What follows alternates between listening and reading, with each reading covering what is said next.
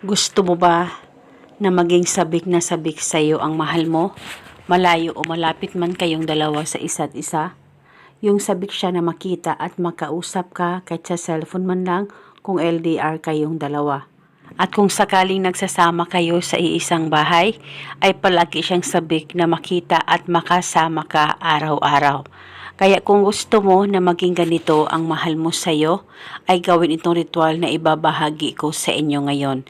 Lalong-lalo na kung minsan ay binaliwala ka na ng mahal mo. Kaya itong ritual na ibabahagi ko sa inyo ngayon ay napaka-epektibo at napakadali pong gawin at ito ay makakatulong sa relasyon ninyong dalawa ng mahal mo. Basta magtiwala ka lang 100% sa mga ganitong pamamaraan.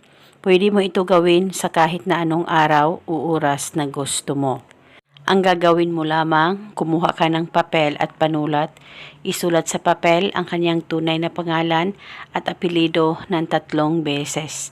At pagkatapos ay kumuha ka ng pabango mo at mag-spray ka ng pabango o magpatak ka ng pabango sa papel na may nakasulat na pangalan niya.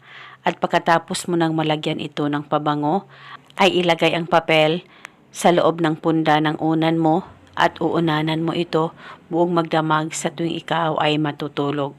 At kinabukasan, kung hindi ito safe sa unan mo sa tuwing aalis ka, kunin ang papel at dalhin o itago sa safe na walang makakakita at makakaalam at ibalik lamang ito sa tuwing matutulog ka.